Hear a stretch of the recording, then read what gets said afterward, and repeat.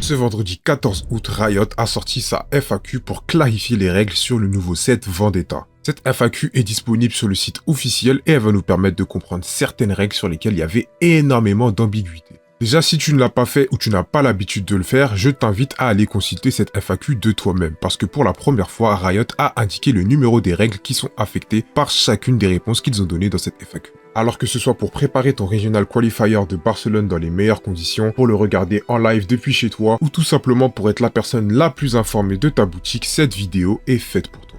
On commence avec Abandon. Précédemment, j'avais déjà expliqué qu'un sort ciblé par Abandon qui a été joué par Fizz ne retourne pas en main mais finit recyclé.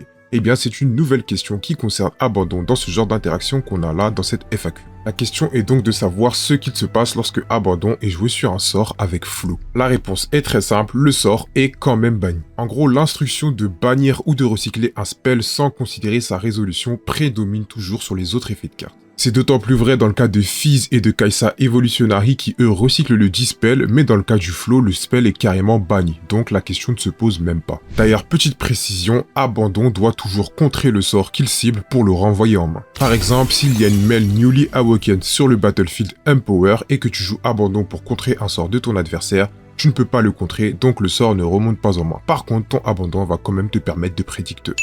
Toujours sur le fait de contrer des sorts, on passe maintenant à Rebutal. Depuis son annonce, cette carte est au cœur de toutes les questions sur les rulings du set 4. Lorsque tu joues Rebutal, tu commences par payer 1 et recycler 1 pour tenter de contrer un sort. Puis à la résolution, tu peux recycler 1 de plus pour voler le sort plutôt que le contrer. Ne te fais pas avoir, lorsque tu joues le sort, ton adversaire ne sait pas encore si tu veux le voler ou non avant de répondre. Enfin bref, pour poursuivre, théoriquement, avant cette FAQ, le fait de jouer Rebutal sur une carte comme Starcrossed permettait de renvoyer 2 unités de ton adversaire dans sa main. À cause de la manière dont la carte est écrite et dont les règles ont aussi été écrites, on pouvait théoriquement renvoyer 2 unités de notre adversaire dans sa main étant donné que la carte imposait de faire des nouveaux choix, mais ces choix pouvaient être faits de manière partielle tant qu'ils ne créaient pas un illégal game state. Pour répondre à cette situation, cette FAQ est là. Ce n'est plus le cas. Toujours sur Rebutal, le fait de voler un sort ne le contre pas. Pourquoi cette spécificité? Eh bien en fait ça va permettre à certaines interactions très stylées d'avoir lieu, notamment dans les miroirs de Mel. Bien que Mel Newly Awakened empêche ses sorts d'être contrés, elle n'empêche pas ses sorts d'être volés. D'ailleurs j'en ai déjà parlé, mais lorsqu'un sort est volé, le lanceur du sort est maintenant considéré comme le joueur qui le vole et non celui qui l'a lancé à l'origine. Voilà, on est de retour avec le mot jouer. Play, play, play, play. Encore play, mais pas la play. Celui-ci c'est un gros changement et il est dans la continuité des changements qu'on nous a annoncés pour le set 6 Legacy. Nombre d'entre vous sont déjà au courant de certains de ces changements, mais c'est juste une manière plus claire de l'expliquer. En gros, certaines cartes comme Battering Ram ou les effets Légion comptabilisent les cartes finalisées, c'est-à-dire les cartes qui ont été jouées, mais pas nécessairement résolues. Typiquement lorsqu'un sort a été contré par un Defy ou un Rebutal par exemple. Et d'autre part, on a les cartes qui considèrent le play comme étant résolu. Typiquement, une Ravenbloom qui trigger son effet lorsqu'un sort a été résolu correctement. Tant qu'on utilisera le même terme pour ces deux cas, l'ambiguïté persistera, mais au moins, on sait que cette subtilité existe. Alors, il y a eu du changement sur les règles que je vais énoncer, mais c'est comme ça que Riot de base avait prévu que ça fonctionne. Le fait de copier une unité est censé copier toutes ses caractéristiques imprimées. C'est ce qu'on appelle le layer numéro 1. En gros, ça copie sa might, son coup, ses tags, etc., etc. Tout ce qui est écrit sur la carte. Jusqu'au set 4, ça posait pas problème, on avait tous très bien compris. À la sortie du set 4, on a une nouvelle carte qui s'appelle Dragonform et qui dit qu'elle change la might de base de l'unité qu'elle cible et qu'elle la met à 5. Initialement, dans cette FAQ, Riot avait prévu que les cartes qui copient des unités affectées par ce sort soient des copies avec 5 de might. J'étais encore en train d'enregistrer ce changement lorsque j'ai vu la news qui dit que finalement, Riot revient sur cette décision. Donc, ouais, au final, les clones, c'est comme avant. Ils copient la carte telle qu'elle est imprimée. Voilà. Telle qu'elle est imprimée, ça veut dire pas de buff de might, pas de buff, pas d'empower, rien de tout ça. Juste la carte comme si tu venais de la sortir d'un booster. Toujours sur les cartes qui copient Shady Spectacles. Déjà pour son effet, il trigger une fois qu'il a été attaché à son unité. La question qui se posait précédemment, c'était qu'est-ce qu'il se passe si jamais j'attache des Shady Spectacles à une unité et que j'en fais une copie de Aphelios. Est-ce que ma copie de Aphelios voit qu'elle vient d'être équipée avec un équipement et peut donc déclarer son trigger? La réponse est non. L'unité est équipée avant de se transformer. L'Aphelios ne voit donc pas l'équipement s'attacher à lui. En gros, contrairement à ce que beaucoup de joueurs croient, les choses ne se passent pas simultanément. Tout se déroule de manière séquentielle, successivement. Petite parenthèse sur Dragonform, je sais que nombre de joueurs avaient le doute. Lorsqu'une unité est affectée par Dragonform, sa might de base change. Ça veut dire qu'elle ignore tous les bonus de might et les malus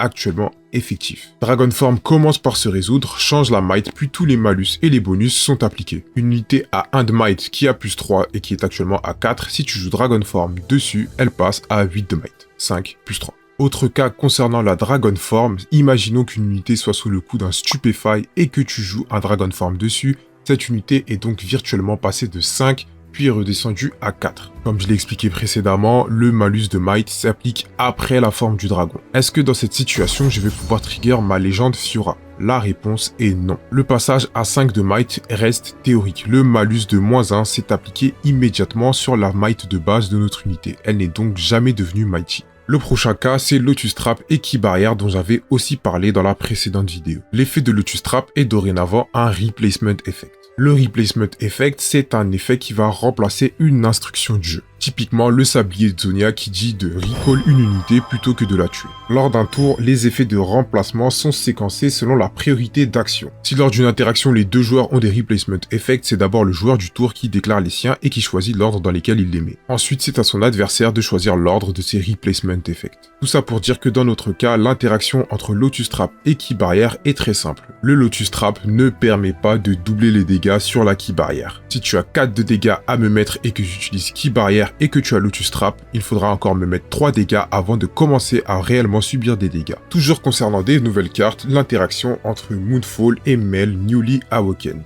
La question est de savoir si avec Mel Newly Awakened, la réduction de might supplémentaire s'applique à Moonfall. La réponse est simple, le -1 additionnel s'applique au Moonfall avec Mel. Pour rappel, Mel dit qu'elle permet d'augmenter les réductions de might de nos spells et habilités qui choisissent des unités de 1. Étant donné que Moonfall permet de cibler une unité en plus du battlefield sur lequel elle est jouée, la réduction de might s'applique au spell. Cela dit, la réduction de might s'applique uniquement à l'unité qui est ciblée et non à toutes les autres unités présentes sur le champ de bataille. Toujours concernant Mel Newly Awakened, si tu joues un Stupefy sur une unité adverse, le Stupefy ne va pas permettre de descendre à 0 de might. En gros, l'effet de Mel permet d'augmenter la valeur écrite sur la carte qu'on joue. S'il y a des restrictions sur cette dite valeur, comme sur les cartes du set 1, alors cette restriction reste toujours effective. Donc en jouant Smokescreen ou Stupefy, on a toujours un minimum de 1 de might à respecter. On passe au Replacement Effect de Gangplank. L'effet de notre pirate préféré une fois Empower a été détaillé par Riot. Comme certaines des cartes précédentes, l'effet de GP est un Replacement Effect.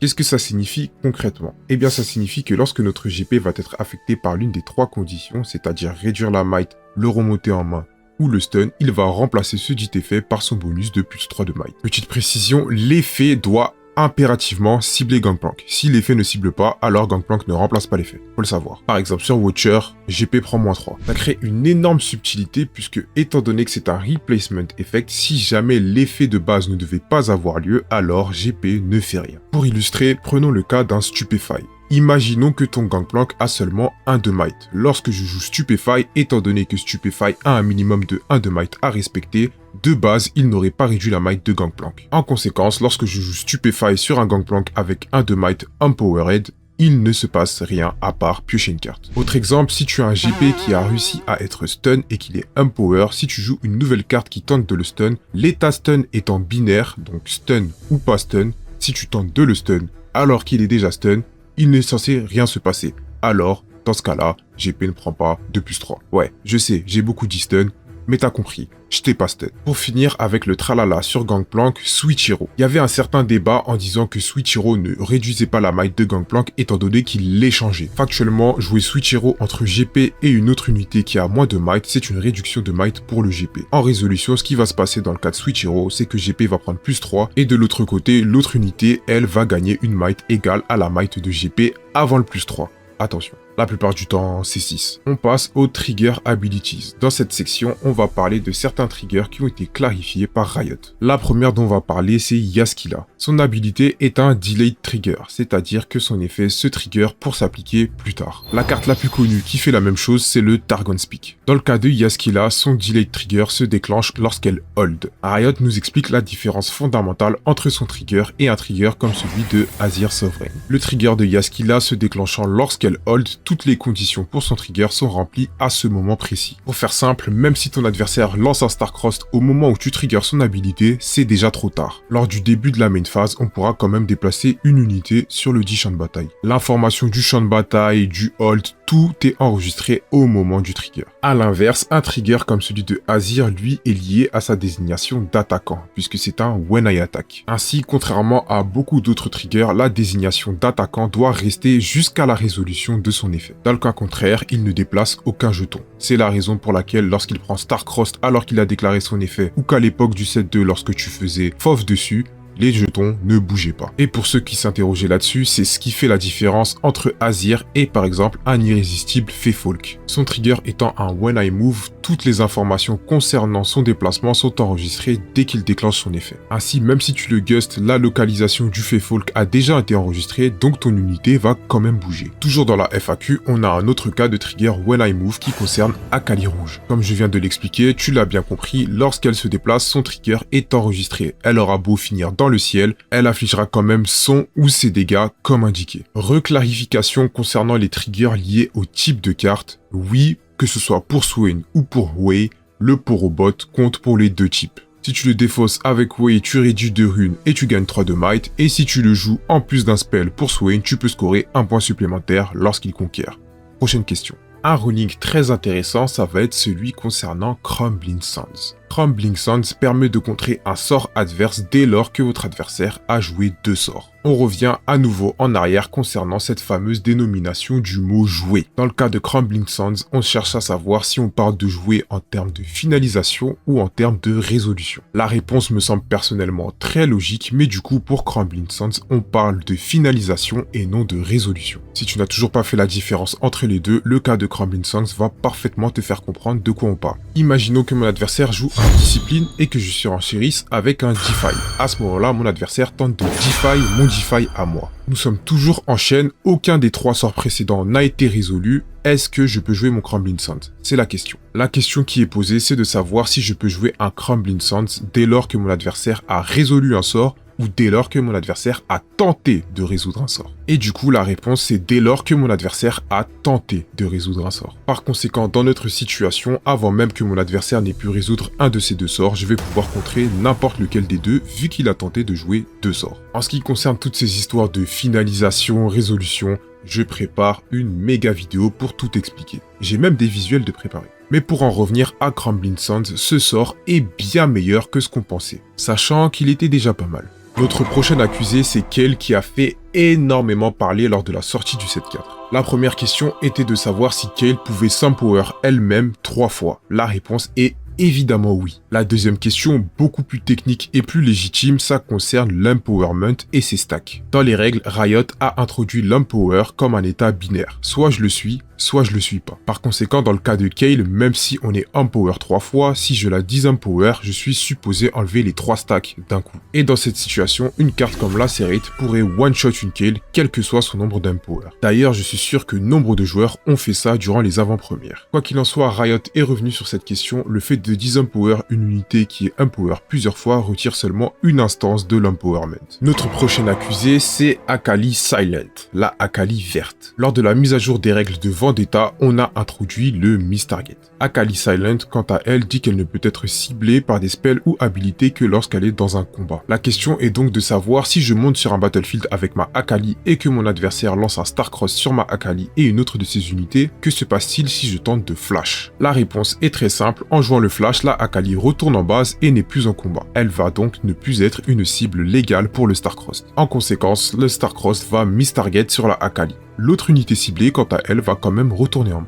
En gros, Akali verte est trop forte dans Irelia. Notre prochain témoin, c'est Heimerdinger qui va nous apporter quelques précisions sur son cas. Avec l'introduction de la mécanique d'Empower, de nouvelles questions le concernant sont nées. Que se passe-t-il si je tente de copier l'effet de mon Jace légende Empower? Pour rappel, la légende Jace permet de payer 1 d'énergie pour ready 1 gear, 2 gears si jamais la légende est Empower. Dans le cas où mon Jace est Empower, est-ce que mon Heimerdinger va ready 1 ou 2 gears? La réponse est donc un seul gear. La raison, c'est que Heimerdinger copie l'effet de Jace en entier. La condition pour ready 2 gears, c'est que mon Heimerdinger soit Empower, ce qui n'est pas le cas. A l'inverse, si mon Heimerdinger est Empower et que ma légende ne l'est pas, en le tapant et en payant 1, je vais quand même pouvoir ready 2 gears. Toujours sur les triggers, on revient sur Astral Héron, l'une des cartes phares du set. Pour son fonctionnement, c'est comme Darius, il se compte lui-même dans les cartes jouées. Donc si tu le joues directement sur un battlefield, ta prochaine carte voit son coût réduit de 2 d'énergie et de recyclage. Réduction de coût qui inclut aussi les deflects. À savoir. Autre précision, si la carte qu'on tente de jouer est contrée, elle est quand même considérée comme jouée par Astral Héron. Il considère la finalisation et non la résolution,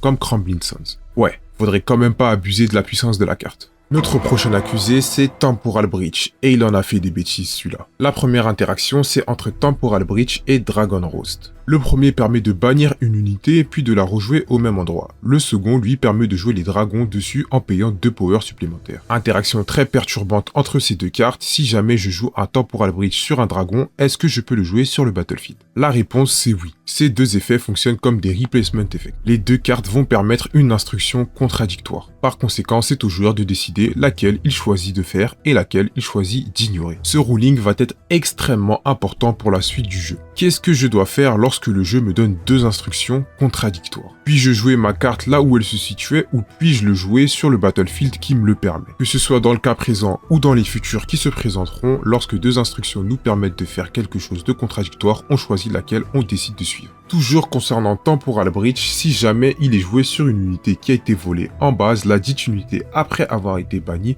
ne peut pas être jouée par le propriétaire de cette même carte sur le terrain du voleur. La carte reste donc bannie. La raison, c'est que l'unité volée est dans la base de l'adversaire. Temporal Breach instruit le propriétaire de l'unité de la jouer au même endroit. Mais factuellement, il n'est pas possible de jouer une carte de la base de notre adversaire. C'est littéralement illégal. Par conséquent, la carte bannie qui va tenter d'être jouée va simplement le rester. A l'inverse, si une unité est volée et présente sur un champ de bataille et qu'on décide de jouer un Temporal Breach sur celle-ci, le propriétaire peut légalement rejouer l'unité sur le battlefield. La seule différence cette fois, c'est que l'unité volée va revenir en possession de son propriétaire. Pour faire simple, la carte est bannie dans la zone de son propriétaire puis est rejouée sur le terrain. Sauf que à ce moment-là, la carte est une nouvelle carte et elle ne sait plus qu'elle a été volée. Donc elle revient sous le contrôle de son propriétaire légitime. Y a pas à dire, Temporal Breach, y en a des conneries là concernant. La prochaine interaction, elle concerne Perched Grimwire et Dragon Roast. L'un ne peut pas être joué tant que tu n'as pas Conquer sur un battlefield, et l'autre te permet de jouer des dragons sur ce battlefield. Première question, est-ce que je peux jouer mon dragon qui ne peut pas être joué sur ce battlefield alors que je n'ai pas Conquer? La réponse est non. Règle numéro 1 de Rivebond, l'interdiction prend toujours le pas sur le reste. Deuxième question, avec mon Perched Grimwire et mon Temporal Breach, encore lui, est-ce que si je joue Temporal Breach sur mon dragon présent sur un champ de bataille pendant un tour où je n'ai pas conquis, puis-je rejouer ma carte? La réponse est évidemment non. Toujours interdit. Y a pas à dire, ce dragon est vraiment dégueulasse. Notre nouvel accusé, c'est un battlefield, Eisho, la carapace monde. Ce battlefield stipule que les spells et habilités qui choisissent une carte présente sur ce battlefield ignorent le deflect. La subtilité que certains n'ont pas remarqué, c'est que cette carte ignore le deflect à condition de cibler une carte présente sur ce champ de bataille. La carte qui a le deflect qu'on souhaite ignorer n'a pas besoin d'être présente sur ce champ de bataille. Simplement une de ses cibles. Par conséquent, si je joue un Starcrossed en ciblant une de mes unités présentes sur ce champ de bataille et une autre unité présente dans la base de mon adversaire qui a deflect, je vais quand même ignorer le deflect. Ça fonctionne pareil pour une carte comme par exemple Belobres. Ce battlefield est donc encore meilleur que ce qu'on croyait. Petit up de Immortal Phoenix, dorénavant, lorsqu'une unité est tuée grâce au delay trigger de Imperial Décret, le Phoenix immortel pourra déclencher son effet depuis la trash pour revenir en payant 1 d'énergie et un recyclage. Un grand classique présent depuis le set 1, Ride the Wind et Vil Mosler. Que se passe-t-il si je tente de faire un Ride the Wind vers ma base tant que mon unité est présente sur Villemot? La réponse est très simple, je vais simplement redeem mon unité. Ce phénomène, il est lié à ce qu'on appelle une linked instruction. Attention, là, ça va être très important d'écouter. L'instruction liée, c'est une séquence d'instructions liées à la résolution d'un effet. Ces dites instructions, elles peuvent rater leur cible, miss target. Dans ce cas-là, elles vont simplement être ignorées. Pour faire simple, ça va être A implique B. Si tu fais A, tu fais B. Mais si tu ne fais pas A, tu ne fais pas B. Certaines cartes sont inscrites de la manière suivante. Instruction liée A à B et instruction C. Un exemple de ce cas, c'est Death Grip. L'instruction A, c'est de tuer une unité, et B, ça va être de donner une might égale à celle de l'unité tuée à une autre unité. Et à côté de ça, tu as l'instruction C qui ne dépend pas de la résolution de la première partie de l'effet. Le meilleur cas pour parler de ce type d'effet, et c'est celui que Riot utilise, c'est Hidden Blade que tout le monde connaît. Le premier cas, c'est le classique, l'unité est tuée, son propriétaire pioche 2. Rien à dire. Le deuxième cas, c'est celui où il y a un Zonia. C'est un replacement effect qui va empêcher la mort de la dite unité. Malgré ça, l'instruction qui est de tenter de tuer l'unité a été respectée puisque l'effet s'est résolu correctement. L'effet a simplement été remplacé, mais il a été correctement respecté. Du coup, le propriétaire de l'unité qui a été sauvée pioche quand même 2 cartes. Le troisième cas, tout aussi classique, c'est l'unité qui a été ciblée n'est plus présente sur le champ de bataille. Qu'elle ait été tuée par un autre effet, flashée, remise en base, peu importe, la résolution de l'instruction n'a pas pu avoir lieu correctement. Dans ce cas-là, le propriétaire de l'unité ciblée ne pioche pas de cartes. Le dernier cas, encore plus spécifique, très niche que tu n'as probablement jamais rencontré, c'est celui-ci. L'unité ciblée par le Hidden Blade est sous le coup d'un smite. Le smite qui va le bannir au lieu de l'envoyer à la trash. Tout comme le Zonia, le smite est un replacement effect, mais celui-ci est encore plus spécifique. L'instruction de tuer la cible a été respectée, mais la cible a été bannie plutôt qu'envoyée à la trash. Dans ce cas ultra spécifique, l'unité tuée finit dans la zone bannie. Cette zone étant une zone de non-jeu, il est impossible pour le spell de vérifier le dit propriétaire de l'unité. Donc, personne ne pioche de cartes. Une clarification ultra intéressante qui va permettre à tout le monde déjà de savoir quand est-ce que Hidden Blade permet de piocher de cartes. Bon, avec tout ça, moi ce sera tout pour cette FAQ. J'ai le Regional Qualifier de Barcelone qui commence demain, si ce n'est aujourd'hui. Pour celles et ceux d'entre vous qui seront présents, n'hésitez surtout pas à venir me saluer, j'adore discuter avec le monde. Il est encore très tard, je n'ai toujours pas fait mon sac, mais ne vous inquiétez pas, lors de ce week-end, quelques vidéos, notamment des deck profiles, doivent sortir. Je vous laisse profiter du magnifique événement qui arrive ce week-end, et sur ce, moi je vous dis ciao, à la prochaine.